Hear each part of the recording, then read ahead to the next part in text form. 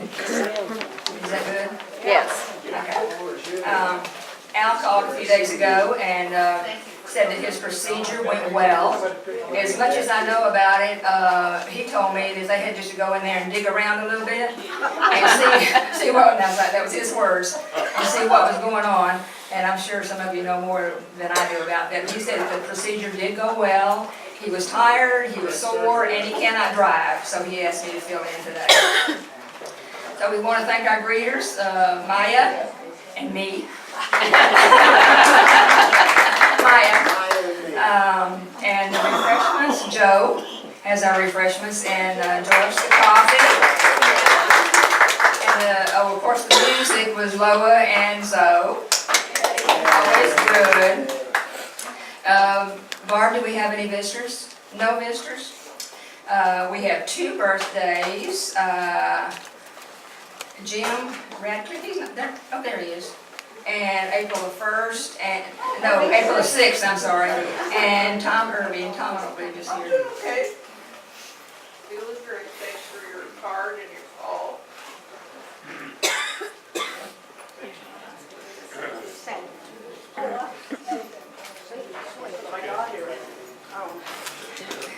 Okay, and there were no anniversaries this month. Do we have any joys or concerns? Yes.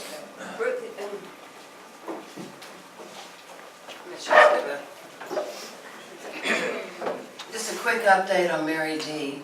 She has been moved to the Wesleyan. She's in the B wing, room 65, 45 or 65? 45. 45. And I don't know exactly where the status is at the moment. Some of you not get emails? Oh, you do not receive emails? All right. Well, the issue is with her right foot and trying to get circulation going.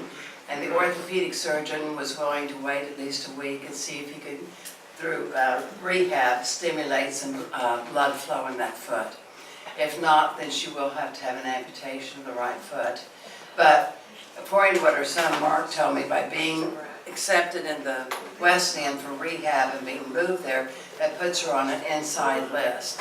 And on the inside list, worst case, I think that there is an apartment available out of Estrella, mid-April. And so if need be, she would go out there with care in the home until she could come back. But I think the Wesleyan's the ultimate goal. So keep her in your prayers. I know she'd love to have a visit.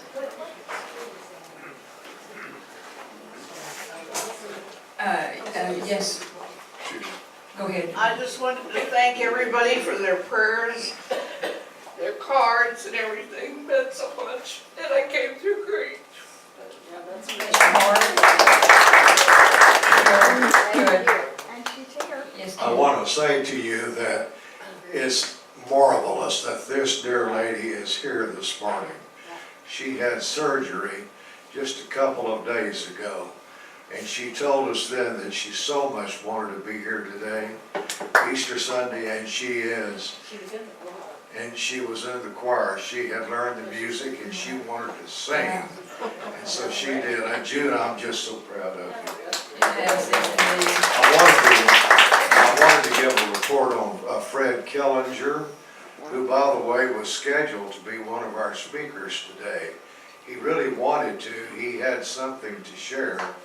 But Nancy called me yesterday, somewhere around the middle of the day, and told me that he was in Scott White in Round Rock. That the day before, on Friday, he just wasn't feeling well at all. And as the day went on, it got worse and worse. And so around midnight, they took themselves, as opposed to calling an ambulance, they took themselves to the hospital, and the hospital kept him there. It appears that he has some internal bleeding, and they don't know why or the source.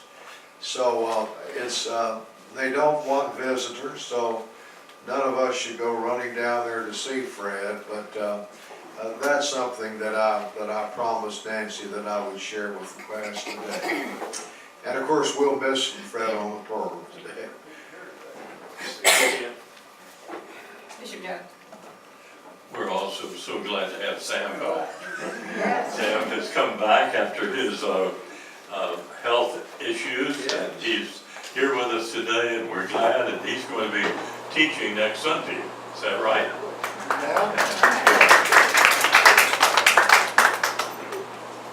Okay, are there any more joys or concerns? Okay, next Sunday is the Caring Place donations, and remember that. And are there any more announcements? Yes. Wednesday Night Live. Wednesday Night Live is Wednesday. Is our class serving? Roger's not here this morning. No, the choir is. Pardon? The choir. Oh, the choir's serving. Okay, so we're not serving. Okay, good. Okay, but if you want to go get a good meal, that's the place to go. $7. Yeah, this time's meatloaf. It's good. It's gonna be good. Okay, is there anything else? Did I miss anything? Lucille has the prayer, and we have special speakers, and Ken will talk about that. So first, Lucille. Thank you, Lucille. Thank you, Ruthie.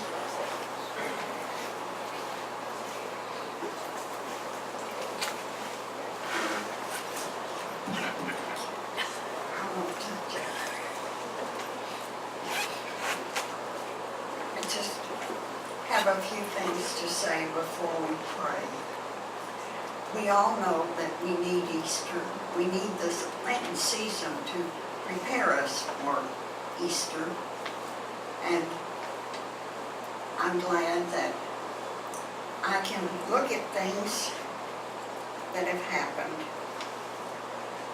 to some of our members, some of our family, and to me.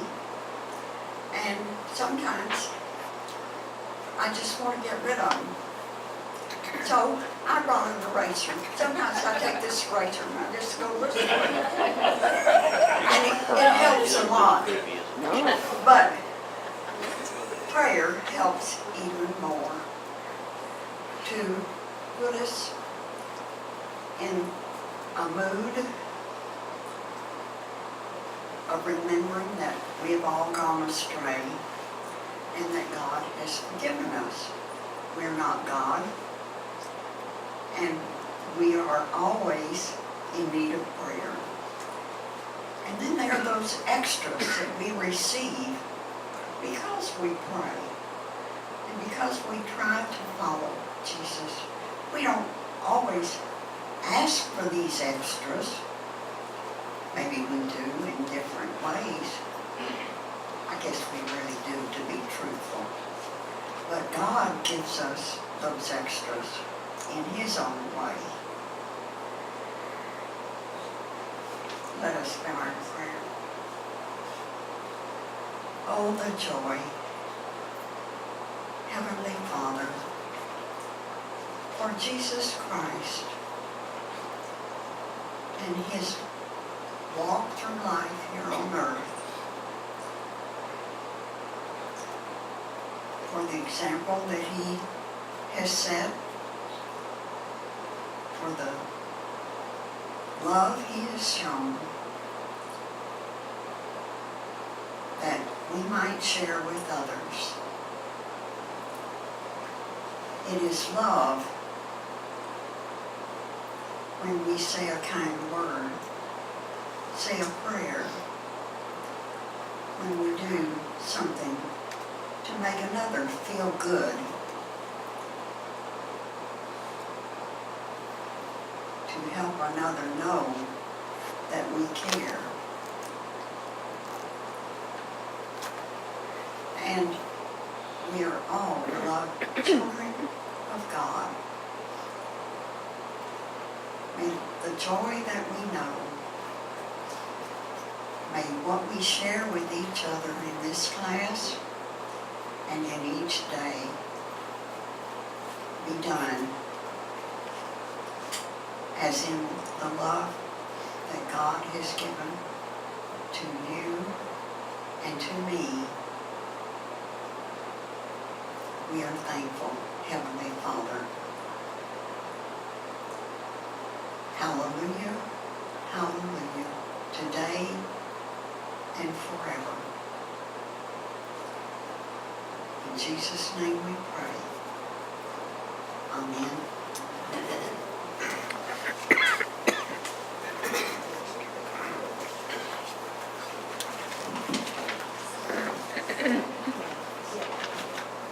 Well, thank you, Lucille. I was thinking about Fred Killinger. I was telling Nancy yesterday.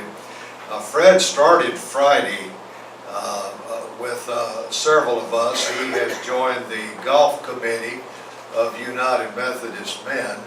We have started working on that golf tournament scheduled for June the 4th. So we met Monday morning at a Mexican restaurant out on Williams Drive. It's that little Mexican restaurant that gets a lot of business. It's out there close to that brushless car wash. Right across the street, there's kind of a strip of stores there, and this Mexican restaurant is down the way. But whenever we meet to play golf, that's where we meet, because we all enjoy it. But at any rate, Fred has joined us this year, and we're really happy to have him. And he sat right next to me, and I noticed that he ordered a big Mexican breakfast. And so when I learned later that he was in the hospital, I thought to myself and shared with Nancy, well, maybe he had a few too many hot peppers. But he had one thing there on the side of his dish. I have no idea what it was. It was indescribable. But I just have a feeling that maybe that was the source of his problem. Well, a little humor, I guess, doesn't hurt. Now, if our program ends early today, I really think that's a good thing, because those of you who are going to the second service, you'll need to get up there a little early today, because if it's like the first service, honestly, every seat was taken. In fact, they had extra chairs. So that won't be a bad thing if we end a little early. But I really am grateful to our two speakers today. You know, doing this is not easy, because for one thing, you have to wonder, well, what am I going to talk about? And so I really appreciated their agreeing to do this. Brenda, our Vice President Rumbelow, is going to say a few words to us, and she'll be followed by Jerry Stevens. Again, I appreciate them both, and at the end of Jerry's comments, Ann will dismiss us, and so I hope that you will enjoy this program. Brenda.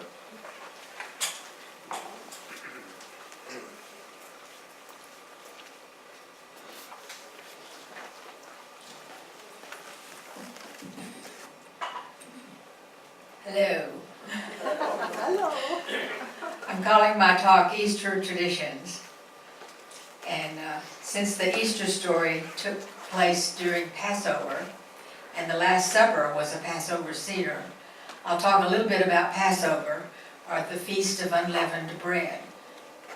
Passover commemorates the liberation of the Hebrew people from Egypt, as well as the saving of the firstborn Israelites during the 10 plagues that tormented the Egyptians. The Israelites left Egypt so quickly they did not have time to let their bread rise, so they had to eat it as it was. The Last Supper was a Seder, which was regimented as to what was served, according to the Jewish law. After slaughtering a blemish-free lamb, Exodus 12:7-11 in the Common English Bible says, "They should take some of the blood and smear it on the 2 doorposts and on the beam over the door of the houses in which they are eating. That same night they should eat the meal roasted over the fire. They should eat it with unleavened bread and bitter herbs. Don't eat any of it raw or boiled in water, but roast it over the fire with its head, legs, and internal organs. Don't let any of it remain until morning, and burn any of it left over in the morning. This is how you should eat it. You should be dressed with your sandals on your feet, and your walking stick in your hand. You should eat the meal in a hurry. Exodus 12:14 through 20 explains that in this festival one should eat unleavened bread the whole 7 days of the festival. On the first day, all yeast should be removed from the house. Passover occurs in the spring, and Jewish people would scrub and sweep their homes from top to bottom thoroughly to remove every grain of yeast in the house. This is to comply with the law. But that's why we have spring cleaning today. The menu for Passover Seder, which means order, is as follows. There's a specific order of prayers, stories, hand washing, and eating. There's usually a special plate that has 6 divisions. The 6 divisions include, the first is karpas, which is parsley or celery, which represents the hope and redemption. And it's served with a bowl of salted water to dip in, which represents the tears shed by the Israelites during their slavery. Maror is bitter herbs, usually horseradish, which reminds Jews of the bitterness of their slavery in Egypt. Chazaret are bitter greens, usually romaine lettuce or endive, the same meaning as maror. Charaset is a mixture of apples or dried fruit, nuts, wine, cinnamon, and spices to represent the mortar used by the slaves in the construction of buildings for the Pharaoh. Betzah is roasted eggs symbolizing life. That can be dipped in the salt water. Zeroah is a piece of roasted lamb shank bone symbolizing the paschal sacrificial offering and the outstretched arm of God. It is not eaten at the Seder. The meal is served with unleavened bread or matzah.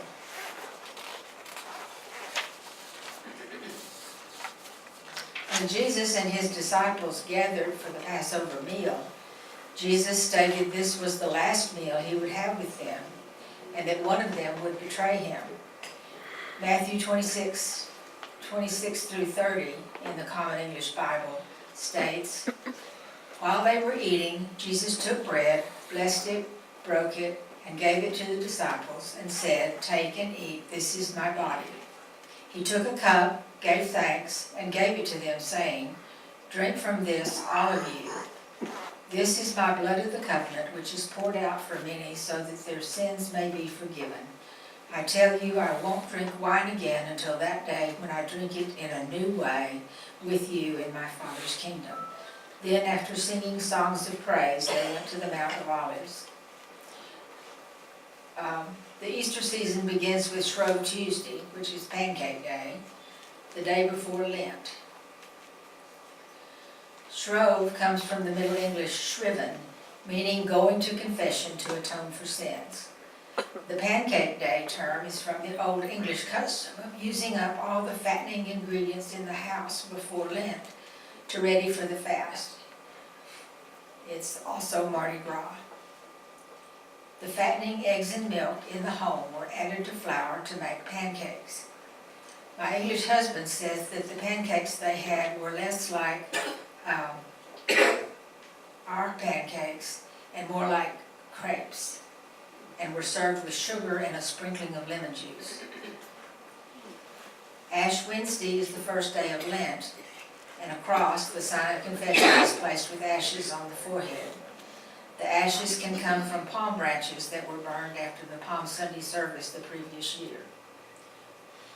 Holy Week starts with Palm Sunday, when Jesus triumphantly enters Jerusalem riding on a donkey. Waving branches and shouting Hosanna, which means God saves in Hebrew, the people laid the branches on the ground to make it easier for the donkey on the rocky road. I happened to be in Sri Lanka once on a Palm Sunday.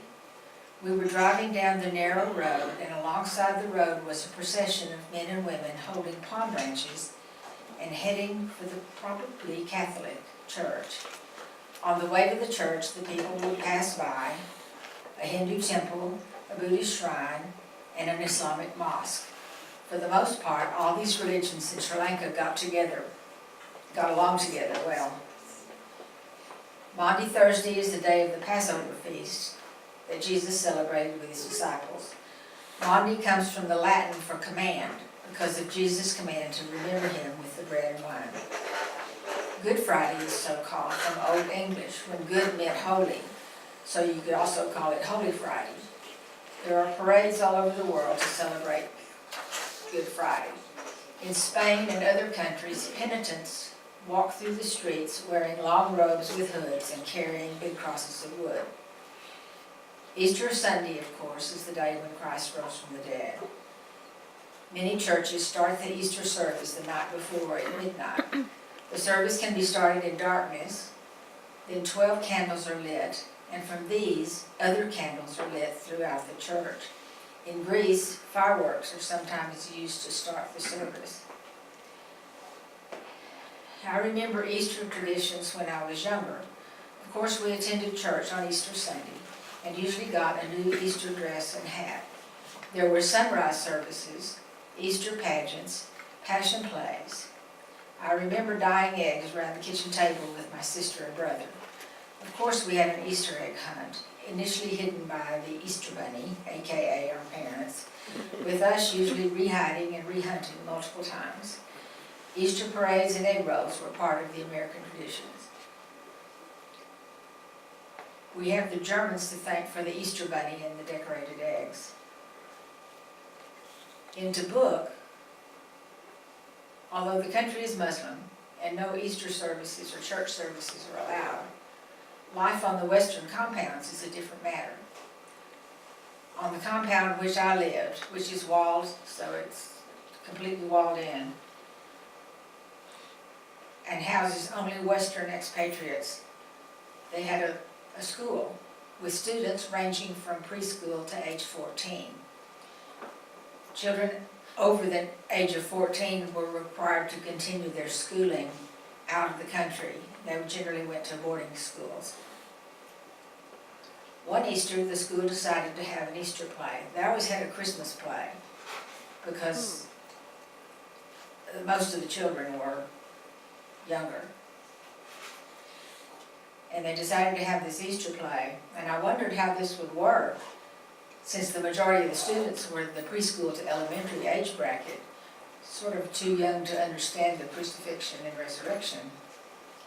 What they did was to have the little ones sing songs and act out sunshine and rain and new life with songs and poems about plants and animals renewing in the spring. The older children reenacted the crucifixion and resurrection with the curriculum coming from the British schools in the UK. Costumes for the play were simple to obtain. One just had to go to the shops in town to find the robes, the headgear, to outfit the players, similar to that of 2,000 years ago. It was neat. They had, you could have the I think they called it an egal. No, an egal was the little thing they put over, the ring that they put over with the Headgear. can't remember what they call it, the headdress anyway.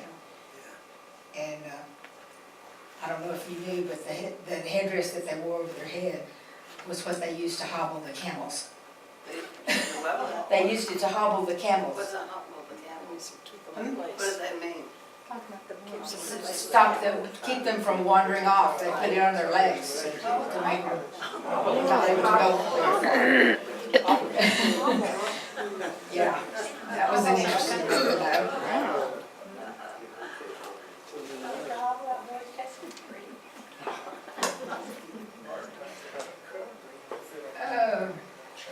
Some of the more interesting Easter celebrations include the celebration in Florence, Italy, called Scorpio del Carro, or Explosion of the Cart.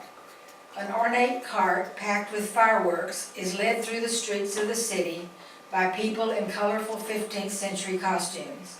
They stop in front of the Duomo, and the Archbishop of Florence lights a fuse during Easter Mass that leads outside to the cart and sparks a lively fireworks display. The meaning behind the custom dates back to the First Crusade and is meant to ensure a good harvest. Children in Finland dress up like witches and go begging for chocolate eggs in the streets, with made-up faces and scarves around their heads, carrying willow twigs decorated with feathers. Some people in western Finland burn bonfires on Easter Sunday, a Nordic tradition stemming from the belief that flames ward off witches flying around between Good Friday and Easter Sunday. In Corfu, in Greece, earthenware pots and pans are thrown out of windows, smashing them on the street. The tradition stems from either throwing out old items in the spring or to welcome spring, symbolizing that new crops will be gathered in new pots. In the Czech Republic and Slovakia, watch your back on Easter Monday, because traditionally men playfully spank women with handmade whips of willow decorated with ribbons. Maybe just watch your backside. By legend, the willow is the first to bloom in spring, so the branches will transfer the tree's vitality and fertility to the women. On Maundy Thursday in Verges, Spain, beginning at midnight, a danza de la muerte, or death dance, is performed, and the scenes of the Passion are reenacted by people dressed like skeletons. Australians have replaced the traditional Easter bunny with an Australian bilby. He's another little animal with a pointed nose, but it's the same shape as an Easter bunny. Because the rabbit has previously been so devastating to Australian farmers and sheepmen, they wouldn't want to use that as their Easter symbol. In Jerusalem, Christians celebrate Holy Friday by walking the same path Jesus did on the day he was nailed to the cross. Some who participate carry a cross in remembrance. On Easter Sunday, pilgrims attend a church service at Garden Tomb, the area it is believed Jesus was buried. I hope you find my little talk informative, and I pray it enhances your Easter celebration a bit.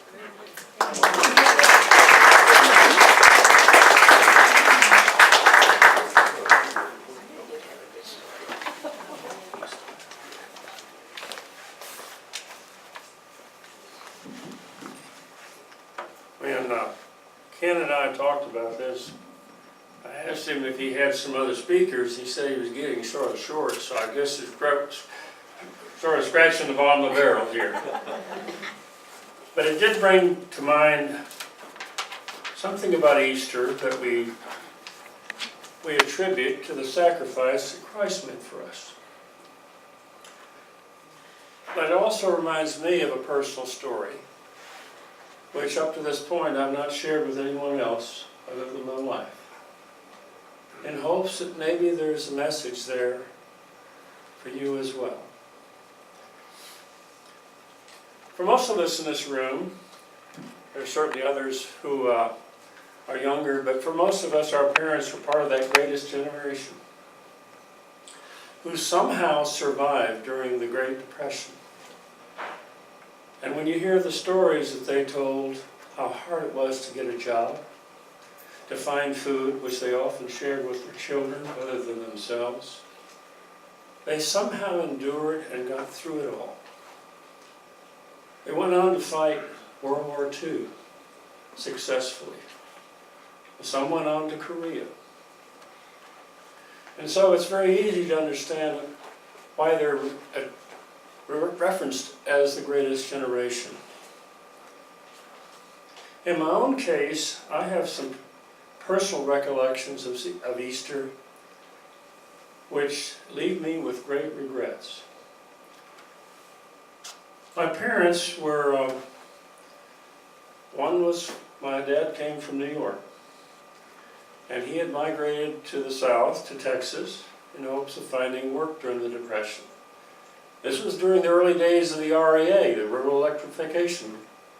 And so he was a lineman, and for years I would see the equipment he used to climb the towers, climb the poles, and put electric up for people in rural areas. It was a great boon in those days, from oil lamps to light, real light. My mother went through a very bad childhood. She was abandoned by both her mother and her father, and raised by a very strict doctor who, according to her, beat her quite frequently. And she eventually just rebelled when she was a teenager, and she left the Panhandle, where she lived in Memphis, and went to San Antonio and became a hot chick girl at the St. Anthony Hotel, where she met my father, and they eventually got married, and along came Jerry. However, the Depression was still going on in the 30s. And particularly in the South, it was rather pervasive. And since my dad had grown up in New York, and his brother worked at Kodak Park, he thought, well, maybe I can go back and get a job that would pay a decent salary. So they moved at that point back to New York, to Rochester. My dad did get a job. It was a pretty demanding job, because I went to visit him one time. He was in the paper mill, where the average temperature was 116 degrees, high humidity. And he eventually graduated that when World War II came along. My earliest recollection was going over to Kodak and seeing those films from Pearl Harbor. I remember a large room where we gathered to see those films. My dad worked on film, color film, during the war. He didn't actually serve in active duty, but what he did was he helped develop color film that would allow invasionary forces to determine the depths of water. So when they had landing crafts, they could actually look at the color of the water and determine the depth of the water for landing craft. Things went along pretty well until I was 10 years old. And I had a dog I loved, Rusty, and he came down with distemper. I will always wonder if his disease had anything to do with what came about for me. Because I was at my grandparents' house in Cornell, down near the Finger Lakes, and I came down with an extraordinary fever. I remember laying on my grandmother's couch for some period of time, for days. I was in this fever. And my parents decided they needed to get me back to Rochester and have a physician look at me and see what was going on. And a bit of a miracle happened, because ordinarily we would have thought that was possibly flu. And he looked at the shins of my knee and he said, you know what? Your son has rheumatic fever. There's some small purple nodules on his knees that suggest to me that he has rheumatic fever. And he said, there's a new miracle drug that was developed during the war. Now this was 1946. A new miracle drug called penicillin. And we're going to put him on penicillin. Well, what he told my mother, she took literally. She said, unless you want your son to have some permanent heart damage, he must stay in bed for 3 solid months and not get out of bed. Now, can you possibly imagine a 10-year-old being contained in bed for 3 months? So they did a lot of things. I listened, I had a lot of comic books. I listened to Captain Midnight, Terry and the Pirates, and all the other ones that just, Tom Mix and all the others. And dutifully so, because Roosevelt had pulled us out of the Depression. I had a picture of Roosevelt over my bed to admire. And I remember one of the soldiers nearby brought me a Tommy gun from World War II. It was properly fixed so it wouldn't shoot, but he wanted me to have something to play with. Wow. 3 months later, they finally let me get out of bed. I got my first bicycle and a Lionel train. 2 things I had always wanted. But the doctor gave them some other advice, which was because of the inclement weather around the lakes, where you get so much snow and rain in Rochester. He said, you need to get your son out of this area and get into a drier climate, because I don't know if there's going to be a relapse at some point. There was no heart damage, but he said, I really think you need to move south. So I came back to Texas.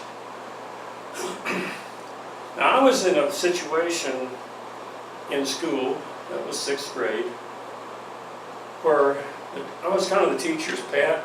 She let me read to the other kids. I had a lot of good fun time with the kids. But when we got to Texas, we were a month late getting started in the September school. I had a bit of a Yankee brogue, and I was disdained, made fun of, and in almost every way made to feel something was wrong with me. Even my teacher told me I was going to end up in federal penitentiary. Nice way to program somebody, isn't it? 6th grade. My dad didn't do much better, but years later, I began to understand why they reacted the way they did. My mother, because of her childhood, didn't put much faith in people. It was all about things. And so our home in New York, you couldn't touch the furniture unless you washed your hands. You couldn't come in the house unless you had your shoes off. It was very difficult to ever learn to play the piano for that reason and others. And when they had moved to Texas, the shipping company had unloaded her furniture and put it on a dock in Dallas, and it was rained on for 3 solid days. So everything that she valued, apart from her son, was destroyed. And she was really miserable. My dad, who'd had a really good job at Kodak, couldn't find much of anything to do. He sold matchbook cover, advertising, and worked at a photo shop, did everything. There was a lot of animosity and commotion and frustration and stuff going on at home. It certainly didn't contribute to what I was encountering at school. But we made it through it. And as things turned out, I was determined to go to college. My dad started his own business rather successfully in communications. He wanted me to work for him, but I really wanted to go off, and I had very specific things about what I wanted to accomplish in life, particularly being a petroleum engineer. And I was reasonably successful. Got my degree, got a great job when there were a downturn in the oil economy. The reason I call this underappreciated sacrifice is that it's a journey in understanding for me how people around us, in this case my parents, but in other respects people in this room and those around us, as well as our model, Christ, have given for us without any thought of attribution or appreciation. And my great regret is I was never able to tell either my mother or my father how much I appreciated what they had done, giving up a really good job, losing everything that she considered of value, all so her son could be raised in a more hospitable environment. And I hope as you think back on people, your parents, neighbors, friends, who've done things for you, and more especially those of people who are in our Sunday school class, who are in our church, who do so much for us all the time.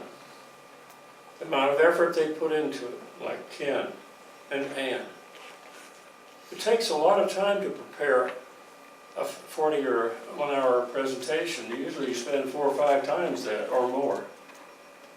Dick, you always make sure these things are working, and you got us a new system. We have so many people in our church. I got acquainted with Garth Olson, our choir director. Learned some things about him. His wife stays on a plane pretty much full time, flying from New York to Seattle because she's head of administration for 2 big law firms. He spends on the average 70 hours a week producing these unbelievable oral and musical presentations. No one really, we say thank you. We don't fully appreciate, at least I didn't, how much sacrifice he gives of his own free time to bring us something really important every Sunday, and it's always something different. I could go on with people in this class. There's so many people. I just mentioned 2 or 3, but there's so many people that do all kinds of things for us every week that we don't really fully appreciate. And I would suggest, in the spirit of the sacrifice that Christ made for all mankind, especially for us, that we keep in mind these people who operate in the shadows, who do things without any attribution, and think about the sacrifice and time and energy and resources that they make for us. Thank you very much. Thank you.